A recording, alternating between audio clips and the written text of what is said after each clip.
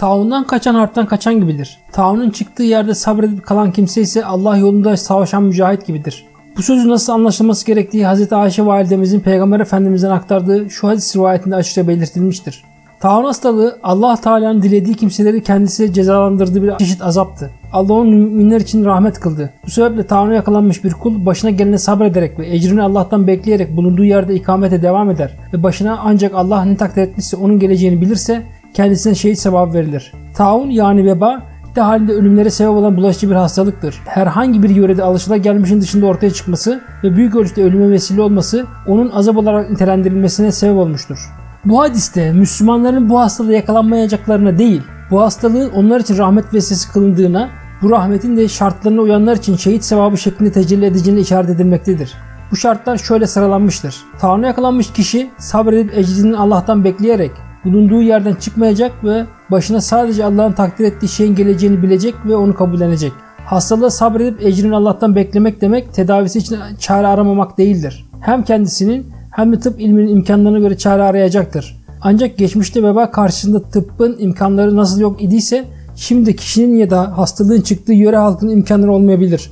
Böylesi bir durumda yapılacak iş isyan etmeden ecrini Allah'tan beklemek, kendini Cenab-ı Hakk'a teslim etmektir. Esasen bu her zaman her şartta her Müslümandan istenen ve beklenen bir tavırdır. Hastalanan kişinin bulunduğu yerden çıkmaması, hastalığı başka yörelere taşınmaması bakımından önemlidir. İşte bu hadis karantina uygulamasını bizzat müminlerin yürütmesini istemiş olmaktadır. Kamuyu ilgilendiren bir konuda böylesine ciddi tedbir almış olmak İslam'ın özelliğidir. Hem de 15 asır öncesinden. Konuyla ilgili diğer hadislerde de işaret edildiği gibi veba hastalığının görüldüğü bölgeye giriş ve çıkış yasaklanmıştır. Bu tam bir karantinadır. Hastalığın bulunduğu yerde kalmaktan dolayı mutlaka hastalığa yakalanacağını sanmak gibi o bölgeye girse gibi bile hastalanmayacağını iddia etmek de neticede Allah'ın takdirine inanmamak sayılır. Demek ki bu inanç ve uygulama içinde bulunan ve taun hastalığıyla vefat eden mümin şehit muamelesi görecektir.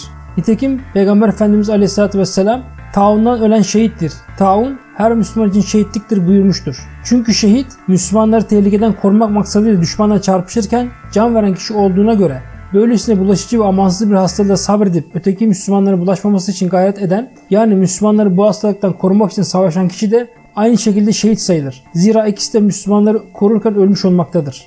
İşte Hz. Ayşe'nin taundan kaçan harpten kaçan gibidir. Taunun çıktığı yerde sabredip kalan kimse ise Allah yolunda savaşan mücahit gibidir sözü bu noktadaki de benzerliğin bir başka belgesidir. Öte yandan bazı AIDS hastalarının onu sağlıklı insanlara bulaştırmak için özel yollara başvurduklarına dair yayınların yapıldığı günümüzde bu ve benzer hadislerin ne kadar güncel, ahlaki ve insani bir anlam taşıdığı iyice anlaşılmaktadır. Buna göre hadiste sabrın en çaresiz ortamlarda bile gerekli ve sonucunun gerçekten fevkalade büyük ve memnuniyet verici olduğuna dikkat çekilmektedir. Ayrıca sahabe zamanında 639 yılındaki Amvas taununda işlerinde Ebu Ubeyde bin Cerrah, Muaz bin Cebel radıyallahu anhum gibi sahabenin ileri gelenlerin bulunduğu 25-30 bin kişi ölmüştür.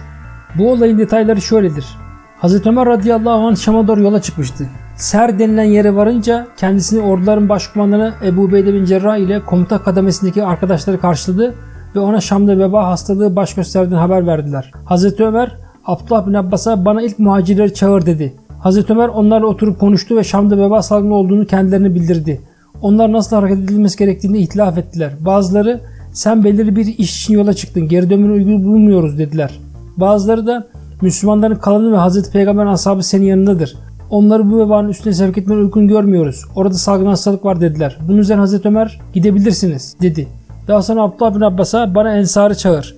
Onlar da muhacirler gibi benzer sözler söylediler. Hazreti Ömer siz de gidebilirsiniz dedi. Abdullah bin Abbas'a tekrar bana Mekke'nin fethinden önce Medine'ye hicret etmiş olan Kureyş muhacirlerin yaşlarını çağır dedi.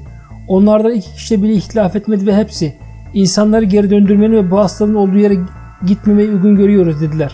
Bu defa Hazreti Ömer herkese seslenerek bu sabahleyin dönüş hazırlığına başlıyorum. Siz de hayvanlarınıza binmiş olun dedi. Ebu Ubeyde bin Cerrah radıyallahu anh Allah'ın kaderinden mi kaçıyorsun diye sordu. Hazreti Ömer keşke bunu senden başkası söyleseydi ey Ebu Ubeyde dedi. Zira Hazreti Ömer Ebu Ubeyde'ye muhalefet etmek istemezdi ve sözüne şöyle devam etti. Evet, Allah'ın kaderinden yine Allah'ın kaderine kaçıyoruz. Ne dersin? Senin develerin olsa da iki tarafı olan bir vadiye inseler, bir taraf verimli, diğer taraf çorak olsa, verimli yerde otlatsan Allah'ın kaderiyle otlatmış, çorak yerde otlatsan yine Allah'ın kaderiyle otlatmış olmaz mıydın? Tam o esnada bir takım ihtiyaçlarını karşılamak üzere ortada görünmeyen Abdurrahman bin Avf çıka geldi ve bu hususta bende bir bilgi var. Resulullah Efendimizin bir yerde veba olduğunu işittiğinizde oraya girmeyiniz. Bir yerde veba ortaya çıkar, siz de orada bulunursanız hastalıktan kaçarak oradan dışarı çıkmayınız buyururken işittim dedi. Bunun üzerine Hazreti Ömer radıyallahu anh Allah'a hamd etti ve oradan ayrılıp yoluna devam etti. Bu konuda anlatacaklarım bu kadar. Video hoşunuza gittiyse beğenmeyi ve kanalımıza abone olmayı unutmayın. Gelecek videolarda görüşmek üzere, hoşça kalın.